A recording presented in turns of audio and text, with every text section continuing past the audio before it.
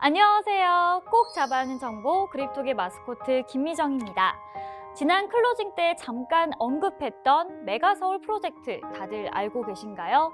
이 얘기가 나오자마자 제일 먼저 사람들이 반응했던 것은 바로 집값 상승이었습니다. 집값 상승이라는 자산 증식의 욕구를 자극한다는 점에서 과거에 있었던 뉴타운 공약과도 비슷한데요. 하지만 뉴타운 사업은 예정대로 진행되지 못했습니다.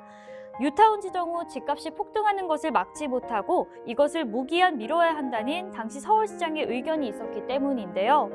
이런 사례만 살펴봐도 우리나라에서 가장 큰 관심사는 바로 부동산이 아닐까 싶습니다. 그래서 오늘은 부동산과 관련해서 조금 더 심층적인 이야기 나눠보려고 합니다. 자, 가장 먼저 오늘은 저희 짝꿍부터 만나보도록 할게요. 깔짝남 모셨습니다. 안녕하세요. 안녕하세요. 웬일로 이렇게 긍정적인 단어로 저를. 아이, 왜 그러세요? 저희 야외에서 그렇게 고생을 함께 동고동락을 같이 해왔는데. 맞습니다. 야외 촬영.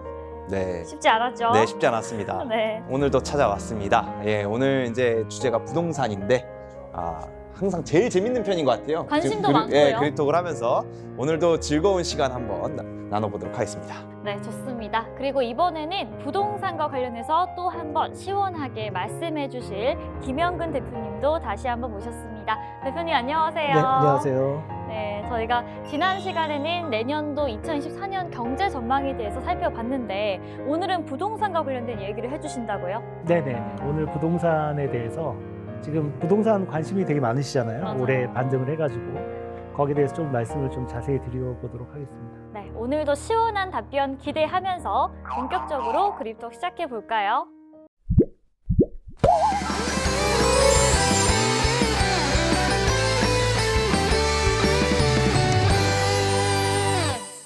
아무래도 뭐 김포시가 서울에 편입이 되면 뭐 땅값이나 집값이 많이 오를 거다, 또 많은 지역들이 개발이 될 거다라는 그런 기대감들도 있더라고요.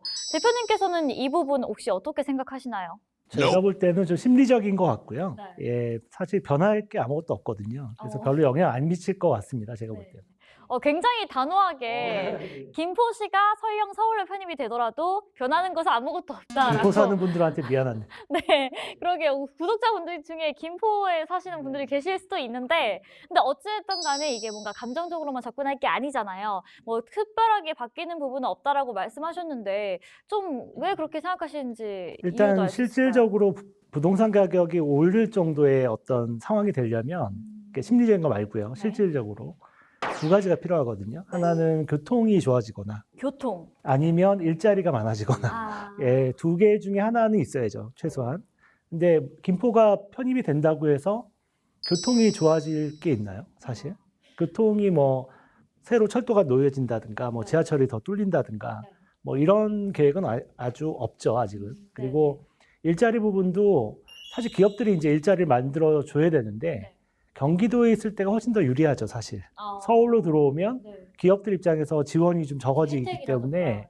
오히려 더 마이너스 효과가 생길 수 있죠. 역시 시원시원하게 첫 질문부터 대답을 좀 잘 해주셨는데, 우리 또 깔짝남은 또 최근 들어서 집을 사야겠다는 욕구도 좀 있는 편이잖아요. 그럼요. 하락했다고는 하는데 제가 느끼기엔 아직 좀 비싸거든요. 여전히 또 그리고 서울에서 집을 산다는 게 아직까지는 좀 쉽지 않은 정도가 아니라 사실은 엄두를 못 낼 정도로 불가능에 가까운 영역이라고 생각을 하고 있는데, 대체 저는 언제 집을 살 수 있을까요? 집을 그게 가장 어려운 질문입니다. 사실은 언제 뭘 해야 되느냐 네. 물어보면 참 대답하기가 어려운데 지금 현재 다시 하락하기 시작했잖아요. 그게 네. 2차 하락이라고 하는데 2차 하락이 나오고 나면 아마 바닥권에 좀 근접하지 않을까 생각이 드는데 시기는 내년 하반기 정도나 뭐 네. 2025년 상반기 정도? 네. 그 정도 되면 아마 저점에 좀 도달할 것 같아요. 그래서 그때부터 좀 사는 걸 고려하는 게 좋을 것 같고 가격대로는 2016년이나 2017년 가격. 예, 그 정도 가격이면 고점 대비 한 50% 빠진 가격이거든요. 그 정도 가격 오면 좀 사볼 만하다. 최근 들어 이제 전세 사기도 좀 많아서 네, 이런 그렇죠. 부분도 고려를 해야겠죠. 네, 전세가 지금 뭐 전세 가격이 사실 전세자금 대출 때문에 전 정권에서 많이 올랐거든요. 그래서 전세가 좀 싸 보일 수도 있지만 네. 사실은 제가 볼 때는 전세도 버블이에요. 전세도 지금 이미 많이 전세도 올라 있는 버블이다. 상태다. 전세도 너무 비싸요. 그렇기 때문에 근데 맞아요. 저도 부동산 보니까 매매나 전세나 큰 가격 차이가 없어요. 네. 그래서 아마 주택 가격이 한번 여기서 이제 2차 하락이 나오면 네. 전세도 좀 같이 빠지지 않을까. 최근에 전세가 좀 오른다는 얘기가 있거든요.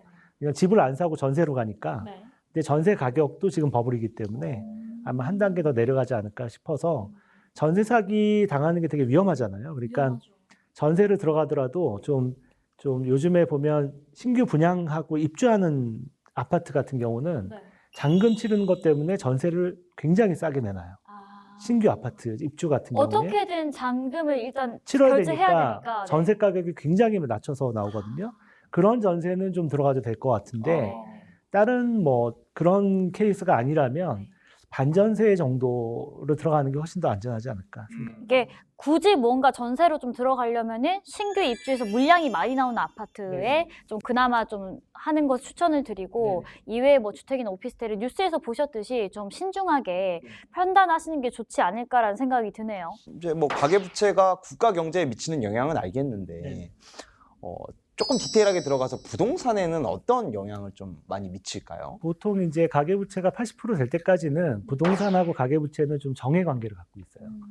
가계부채가 많이 늘면 부동산 가격이 많이 오르죠. 그렇죠. 예. 부동산 가격이 오르면서 또 가계부채도 늘고 이렇게 정해 관계를 갖고 있는데 이게 이제 GDP 대비 100%가 넘어가게 되면 이제 한계가 오는 거기 때문에 그 다음부터는 이제 부동산 가격이 가계부채 때문에 빠지는 예, 역의 관계를 갖고 있는 거죠. 그러니까 그래서 갑자기 소비가 확 줄어들어요. 수요가 확 줄어들어 네, 그렇죠. 그래서 이제 보통 가계부채를 정부가 억제하려고 하는데 이 부동산 폭락 없이 억제하는 경우 별로 없어요. 그런 케이스는 한 건도 없고요. 네. 대부분은 부동산 가격이 폭락하면서 가계부채가 터지죠. 그러면 대표님 이미 집을 영끌해서 한창 고점에서 구매하신 분들은 좀 어떻게 해야 될까요? 이미 산 거를 지금 뭐 팔 수도 이미 없고. 지금 매물로 많이 나오고 있고 경매로 많이 나오고 있어요. 이미 터지기 시작했죠. 예. 지금 전 세계적으로 탑급의 가계대출을 보이고 있는 우리나라인데 해결 방법이 있을까요? 사실 해결 방법은 규제를 해야죠. DSR 규제가 가장 좋은 방법이긴 한데요. DSR 규제라는 게 이제 총부채 원리금 상환 비율이라는 거거든요. 그러니까 내가 지금 부채를 대비해서 내가 원리금 상환을 얼마나 내 소득에서 하고 있느냐. 이 DSR 규제라고 하는데 이게 사실은 20% 정도에서 규제를 해야 돼요. 20%가 넘어가면 위험하다고 보거든요. 그리고 40%가 넘어가면 이제 갚을 수 없다고 보는 게 이제 통례인데 우리나라는 지금 40%가 훨씬 넘어가 있죠. 이미. 그래서 지금은 사실 DSR 규제를 해서 가계부채를 억제하는 게 좀 쉽지 않은. 왜냐하면 지금 현재 가계부채가 너무 많다 보니까 빚에 빚을 내는 상황, 빚을 갚기 위해서 빚을 내야 되는 상황까지 왔거든요. 네. 그러다 보니까 이제 이게 통제가 이제 안 되는 수준까지 와 있어요. 그래서 정부도 DSR 규제를 심하게 하기가 좀 어려운 상황이죠.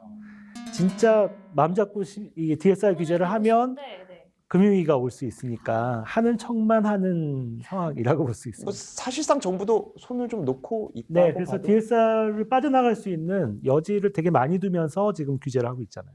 그러면 정부가 어쨌든 간에 뭔가 손을 쓰기가 좀 난감하니까 좀 관망하는 입장이 된 것 같은데 대표님이 생각하셨을 때에는 그럼 좀 어떤 정책이 펼쳐져야 된다고 보시나요? 이미 뭐 가계부채를 억제하는 건 늦었고요. 예, 여기서 억제를 하면 금융위기가 터질 거고 억제를 안 하고 놔두면 그래도 금융위기가 터질 거기 때문에 지금 제가 이제 정부 입장이라면 이 부동산 가격이 좀 하락을 하더라도 세금을 써가지고 부양을 한다든가 이런 방식보다는 그냥 가계부채가 자연스럽게 터지도록 놔두는 게 오히려 더 터지도록. 예, 오히려 터지는 걸로 놔두고 정부의 예산은 어디다 써야 되냐면 가계부채 터지고 나면 파산하는 가게들이 많이 나올 거 아니에요. 그 파산하는 가게들이 다시 일어설 수 있도록 지원을 하는, 회생 지원을 하는 그쪽에 좀 제도도 더 만들고 부동산을 붙잡고 있을 것이 아니라 그렇죠. 이걸 안 터지게 막 붙잡다 보니까 계속 세금은 들어가고 결국은 못 막거든요. 이 부동산 문제가 뭐 우리나라만 지금 이렇게 심각한 상황인지 또 주변국들이 궁금했거든요. 일본은 지금 어떻게 계속 누워서 입원을 하고 있는 상태인가요? 일본은 지금 상당히 좋아지고 있죠. 20년 입원을 했는데 네, 이제 퇴원을 할 수 있는 준비가 퇴원까지는 되었나요? 아니고요. 퇴원까지는 지금 아니고, 퇴원까지는 회복실 정도 회복실, 들어가는 수준 중환자실에서 같아요. 이제 회복실로 네. 옮겨진. 엔화 가치가 떨어지니까 일본에 있는 부동산 그러니까 특히 빌딩이라든가 오피스라든가 이런 주택들도 그렇고 외국인들이 와서 하고 있어요. 외국인 매수가 늘어나겠네요. 외국인들 그러고 입장에서 보니까. 너무 싸진 거죠. 네. 그래서 외국인들이 일본 부동산을 사주면서 네. 부동산 가격이 많이 오르고 있어요. 그래서 일본은 많이 좋아지고 있다고 봐야죠. 근데 이제 일반 개인들이 부동산에 뛰어드는 네. 그런 상황은 아마 일어나지 않을 것 같고요. 사실 제가 그렇게 뭐 인성이 좀 좋은 사람은 아니고 심보가 좀 갑자기요? 못 됐는데 갑자기? 네, 좀 사실 남잘 되는 꼴을 잘 못 봐요. 네. 그래서 이제 중국이나 일본 이 주변국들은 물론 뭐 관계되신 분들도 많이 있겠지만 사실 저는 좀 배가 아프거든요. 그래서 이왕이면 네. 우리나라가 이왕이면 좀 더. 그렇죠, 그렇죠. 근데 일본의 상황은 아까 이제 좀 네. 말씀을 해주셨고 이제 얼마 전에 뭐 헝다 사태다 뭐다 뭐 얘기가 나와가지고 중국도 조금 혼란스러운 걸로는 알고 있는데 정확히 지금 중국의 부동산 시장은 어떤지 한번 짚어주실 수 있으실까요? 중국은 부동산 버블 수준이 네. 우리나라의 2배 정도 돼요. 그러니까 우리나라가 전 세계에서 거의 일본 수준으로 버블이 생겼었거든요. 거기에 2배니까 뭐 원탑이고요, 중국이. 사상 그러면 그 중국도 이때까지 전례 없는 그런 버블인 예, 수준이에요. 우리나라의 2배 정도까지 버블을 키웠다가 이제 무너지고 있는 상황이죠. 중국은 왜 그렇게 버블이 꼈나요? 뭐 중국은 어떻게 보면 이 중국 인민들이 네. 인민이라고 하죠. 네. 인민들이 이 그림자 금융이다 뭐다 해가지고 이 부동산 투자에 올인을 했어요. 근데 문제는 또 우리나라는 기업들은 부동산 투자에 올인하지 않았잖아요. 네. 중국은 기업들까지도 기업까지 나서서 예, 부동산 투자에 뛰어들었기 때문에 어마어마한 버블이 생겼고요. 지금 이제 버블이 무너지면서 지금 굉장히 어려운 상황까지 가고 있죠. 예, 그래서 우리나라보다 더 심각한데 사실은 국영은행을 정부가 쥐고 있으니까 이제 금융위기까지 가는 거는 좀 막을 수 있죠. 버티는 힘은 중국이 더 강해요. 우리나라보다 버블은 심각하지만 그래도 버티는 힘은 좀 있다. 네네네. 좀 납득이 안 되는데 그래서 그러면은 뭐 잘 된다는 건가요? 망한다는 건가요? 속 시원히 좀 이렇게. 결국 망하는 거죠. 아, 그래요? 망하는 건데 어. 결국은 이제 우리나라처럼 급하게 망하느냐 아니면 일본처럼 천천히 망하느냐인데 제가 볼 때는 정부가 은행을 주고 있기 때문에 이제 일본 케이스로 좀 따라가지 않을까. 좀 천천히 속도 조절이 가능하다. 네네. 우리나라의 부동산 시장이 미국의 금리 인상이랑은 좀 상관관계가 있을까요? 매우 높죠. 역시 역시 보면은 미국을 따라가는. 네, 네네네. 미국에 있어서는 영향을 안 받는 게 없는 것 같아요. 우리나라가 이제 그 소득 대비해서 높다 그랬잖아요, 가격이. 그래서 부채 부담이 굉장히 크죠. 그런 상황이 되면 미국 금리하고 연관이 많아지는 거예요. 어떤? 네, 미국의 금리하고 우리나라 금리는 동반해서 같이 올라가요. 떨어질 때도 같이 떨어지고 올라갈 때도 같이 오르거든요. 그래서 우리나라는 사실 금리가 미국에 많이 연동해서 움직이기 때문에 미국이 금리가 많이 올라가는데 우리나라가 부채가 많은 상황이면 영향을 그냥 다이렉트로 받게 되는 거죠. 그럼 대표님 혹시 이대로 부동산 문제가 계속 길어지면서 거래가 좀 거의 끊기다시피 하게 되는 경우에는 어떤 상황이 나타날까요? 지금 이런 유례가 있나요? 지금 뭐 올 연초에 그랬죠. 연초에 금리 이제 거래가 거의 죽었다가 상반기에 조금 살아났다가 지금 다시 이제 연초 대비해서 거의 비슷한 수준으로 줄고 있거든요. 부동산 거래가 이렇게 줄어들면 경제에 많이 영향을 미쳐요.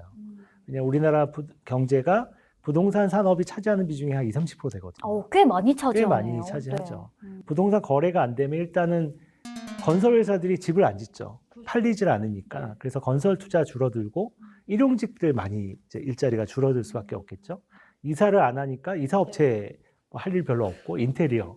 그다음에 이사하고 나면 보통 가전 바꾸잖아요. 그런 소비도 다 줄어들게 되는 거죠. 되게 제조업 경기까지. 네네. 이게 전혀 상관없는 문제 같으면서도 다 연동이 되어 있네요. 연관 산업들이 굉장히 많아요.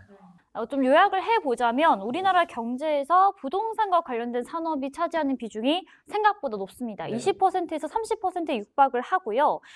더군다나 우리 가계 자산의 70% 이상이 부동산이기 때문에 집값이 하락하면 당연히 이 소비 타격이 크다는 점, 이 점을 좀 말씀을 해주셨습니다. 오늘도 진짜 시원시원하게 대답을 해주시네요. 네. 부탁이 있습니다. 네. 갑자기요? 네.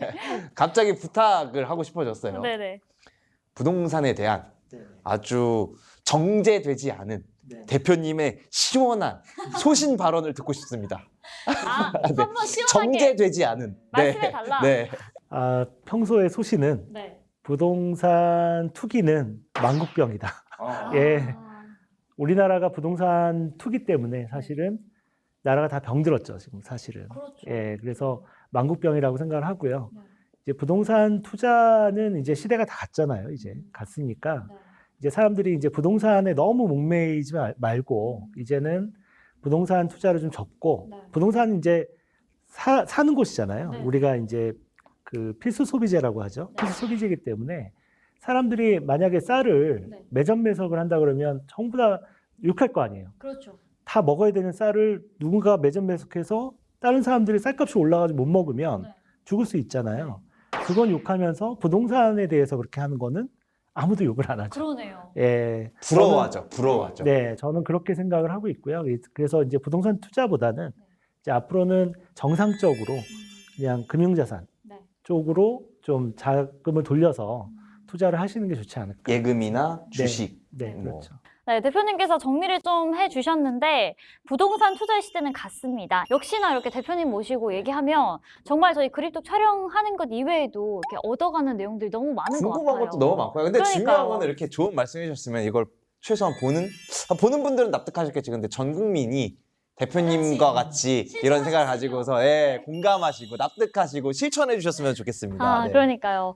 아무튼 저희가 이 경제와 관련해서 뭐 해가 갈 때마다 이렇게 저희와 함께 이야기를 해주고 계신데 오늘 좀 어떠셨어요? 오늘 부동산도 좀 좋은 얘기를 해드리고 싶은데 계속 안 좋은 얘기를 드려서 너무 죄송한데 부동산은 정말 이제 장기적으로 봤을 때 시대가 이제 지나가고 있어서 정말 그거는 명심하셨으면 좋겠습니다. 2024년 상반기가 될 수도 있고 2024년 하반기가 될 수도 있고 또 이제 나와서 경제 말씀을 해주시겠죠. 만약에 이제 예측을 해보신다면 그때 나오셔서는 주요 이슈가 어떤 것들이 있을지 지금 미리 짚어보는 미리 짚어보는 네. 물론 뭐 좀 힘드시겠지만 긍정적이든 부정적이든 아마도 내년에는 미국의 경기 침체나 또는 미국 상업용 빌딩의 위기 그런 게 이슈가 되지 않을까 생각합니다. 좀 미국의 이야기를 갖고 오시는 네네네. 건데 저희가 그동안 우리나라 이야기를 많이 다뤘잖아요. 이 부분도 좀 흥미 있을 것 같은데요. 또 미국과 한국이 긴밀하게 경제가 또 연결이 되어 있으니까. 스페이스X다보다 해가지고 우주 먹거리 이런 거와 관련해서는 그쪽은 제가 잘 모르는 그 분야고요. 달의 네. 부동산 시장이라든지 네. 이런 것들을 언제쯤 얘기할 수 있을까요? 화성의 부동산이요? 그거는 한 10년 뭐 뒤에? 제가 노인 돼서. 예. 네. 오늘 왜 엔딩할 때 이상한 소리를 많이 하죠? 네. 메인을 제가 이제 노리고 있는 거죠. 미정 씨는 그럼 어떠셨어요, 오늘? 갑자기요? 저 누가 저한테 소감 물어본 거 처음이에요. 네, 그렇죠. 네. 어떠셨어요? 저 감동적인데요? 저는 일단, 이거 무슨 말을 해야 되나? 굉장히 소감하는 자리가 어렵네요. 그러니까 맨날 물어보시기만 하니까. 네. 그러니까 사실, 제가 지난 시간에 좀 말씀을 드렸던 것 같은데, 뭐, 경제가 어떻다 저떻다. 그냥 뉴스 같은 데서 막연하게 그냥 팩트로만 짚는 사실들을 보고, 그래서 나한테는 어떤 영향이 있다는 거야. 뭐, 내가 뭘 대비를 해야 한다는 거야. 이런 것들을 알 수가 없어서 좀 답답했거든요. 그런데 어느 정도 우리 대표님의 말씀을 들으니까 좀 살짝이나마 제가 가야 할 길이 보이는 것 같아서, 우리 그립톡을 보시는 분들도 저와 같은 생각을 하셨으면 좋겠다라는 생각이 들었습니다. 말씀해 주신 것처럼 제가 이제 저번 시간에도 말했지만 뉴스로 듣는 거는 팩트.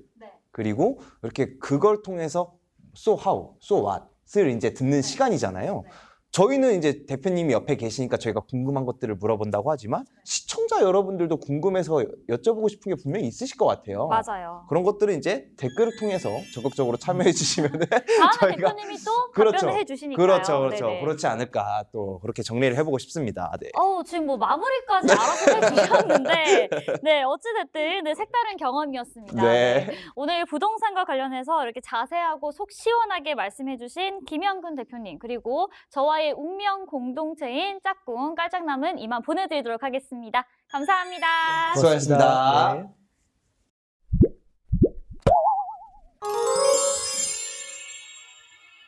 역시나 오늘도 경제 얘기만 하면 암울해지는 것은 어쩔 수가 없습니다. 2024년 경제도 부동산도 그 심각성이 어마무시한 것 같은데요. 저만 그런 것이 아니라 우리 그립톡을 시청하시는 시청자 여러분들도 같은 생각이지 않을까 싶습니다. 하지만 제가 지난 편에도 말씀드렸죠. 우리는 이 또한 잘 이겨내리라 믿고요. 앞으로의 미래를 대비하는 오늘이 되었으면 좋겠습니다. 네, 오늘 부동산 편 한 줄 요약으로 말씀을 드리자면 부동산 투기는 망국이다.